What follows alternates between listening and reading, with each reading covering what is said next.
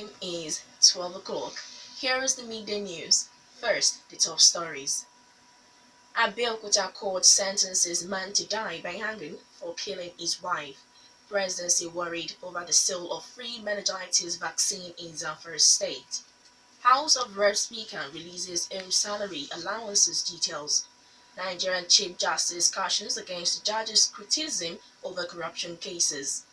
In foreign, China seeks peaceful solution to North Korea's threat and massive corruption probe its cabinet in Brazil. Good afternoon, I am Olalade Sanyaolu, bringing you the news in detail shortly. And now the news in detail.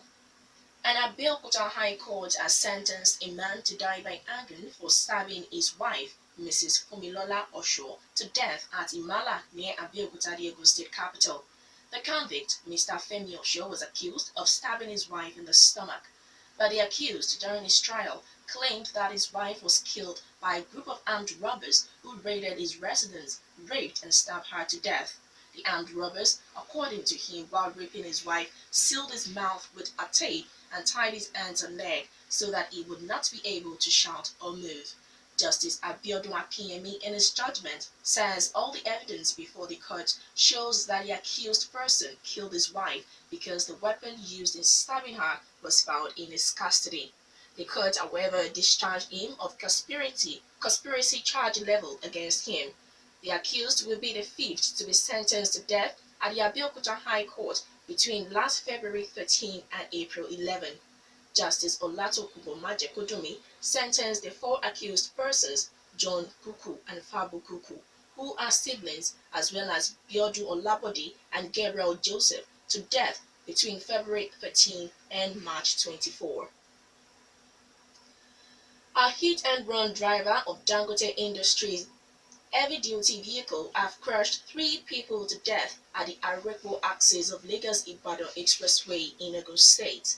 The driver of the truck marked DTF 118XA was driving against the traffic when he ran over the 3 pedestrians. Spokesman of the Ogun State Traffic Compliance and Enforcement Corps Trace, Commander Babatunde Akimbi, says the body of the pedestrians had been deposited at the Olabisi Onabanjo University Teaching Hospital in Shagamu.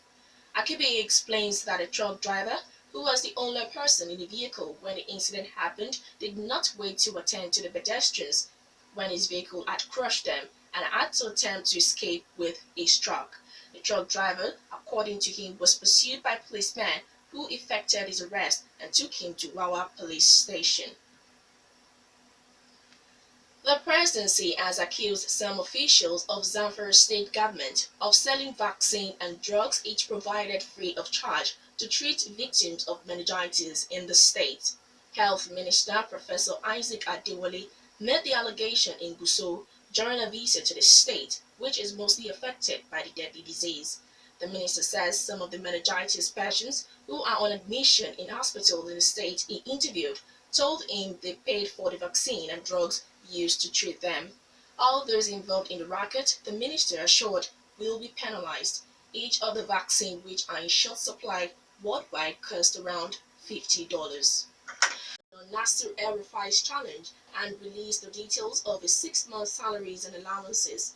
The guy released his monthly salary pay slip for the month of October 2016 to March 2017. The total pay monthly, according to the payslip, is 402,530 naira and 37 kobo, leaving 346,577 naira 87 kobo after various deductions.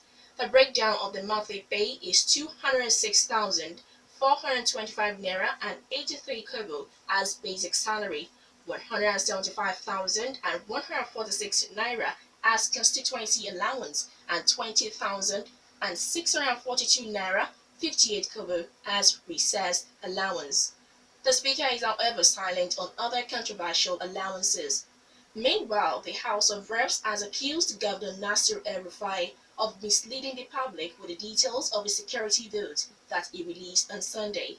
The House spokesman Abdulrazak Namdas says the governor made public was the security of the state government in the 2017 budget and not the security vote allocated to his office. The Senate has proceeded on a 2-week break for the Easter celebration without completing work on the 2017 appropriation bill. The senators are scheduled to resume plenary on April 25. Senate President Bukola Saraki, however, assures the senators will continue working on the budget bill while on recess. Saraki says the bill may be ready for passage before the senators return from their recess. Chief Justice of Nigeria, Walter Onnoghen, has asked Nigerians to stop criticizing the judiciary over the last week's court judgment on corruption cases. Justice Onnoghen fielding questions from the State House correspondent after meeting with President Muhammadu Buhari, disagreed that the anti-corruption war has lost its steam due to the three major corruption cases thrown out by court last week. House of Representatives is considering a bill seeking to end the dichotomy between the holders of degree certificate and higher national diploma certificate in the same profession. The bill is sponsored by Ali Issa and Edward Wajuk, who argue that the dichotomy between the two certificates is not morally justified. The Speaker, Yakubu Dogara, after an intensive debate on the bill, referred it to the Tertiary Education Services Committee for further legislative activities. You are still listening to the Midday News of Rock City 101.9 FM. Up next, we bring you foreign, business, and sport news. Please stay with us. And now to foreign. China's President Xi Jinping has called for a peaceful resolution to tensions over North Korea in a phone conversation with US President Donald Trump. Mr. Xi and Mr. Trump had met in person just last weekend at a summit in Florida where they discussed North Korea. Earlier on Tuesday last week, Mr. Trump tweeted that the US was not afraid of acting alone on North Korea if China would not help. Tensions have since risen on the North Korean peninsula after the dispatch of US warships to the region. The Japanese Navy has also planned military exercises with the US warships, the Reuters wire agency reported. North Korea reacted with anger, saying it would defend itself powerfully. North Korea is carrying out missile tests with increasing frequency in recent months despite a ban on its nuclear and missile activity by the UN. Brazil has been rocked by dramatic new corruption allegations after a judge ordered investigations into 8 cabinet ministers and scores of members of parliament. The list includes President Michel Temer's chief of staff, Rio de Janeiro's mayor during the Olympics, and at least 4 former presidents. They were named by employees of construction firm Odebrecht, which has admitted paying $1 billion in bribes. It is part of a 3-year probe into graft at state oil company Petrobras. All 108 people named on the list released by Supreme Court Judge Edson Fachin are suspected of involvement in a massive bribery and embezzlement operation that took money out of Petrobras and funneled it into politicians' pockets and political parties/funds.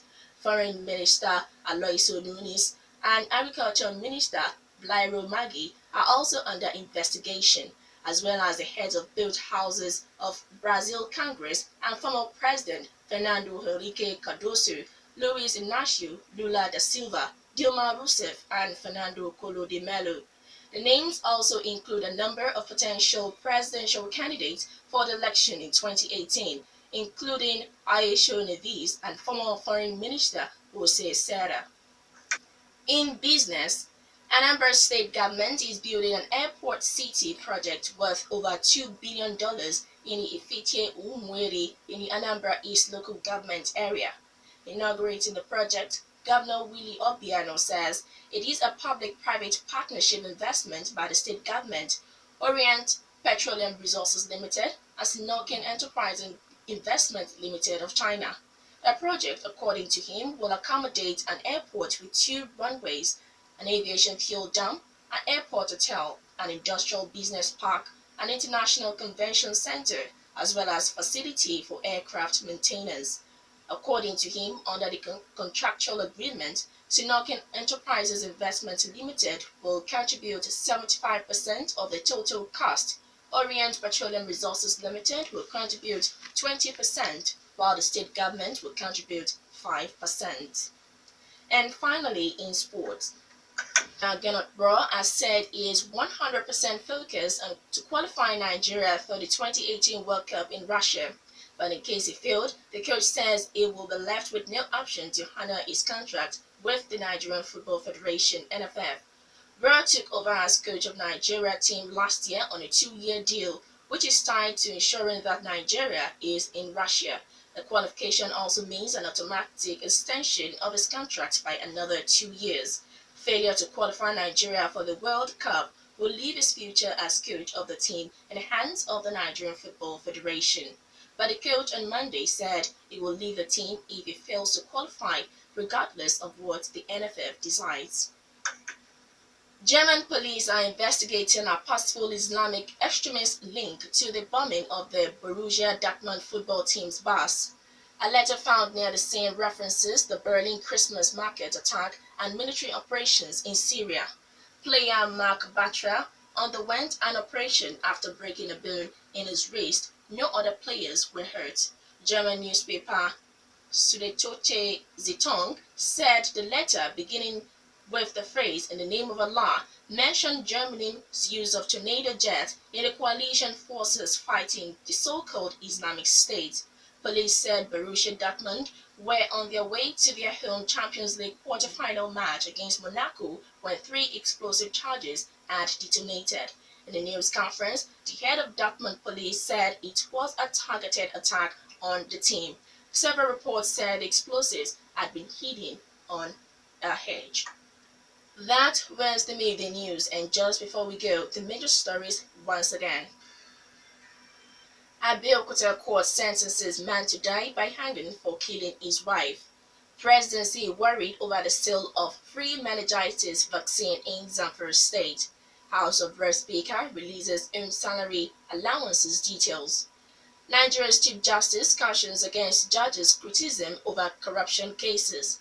On the foreign scene, we told you that China seeks peaceful solution to North Korea's threat, and massive corruption probe hit cabinet in Brazil.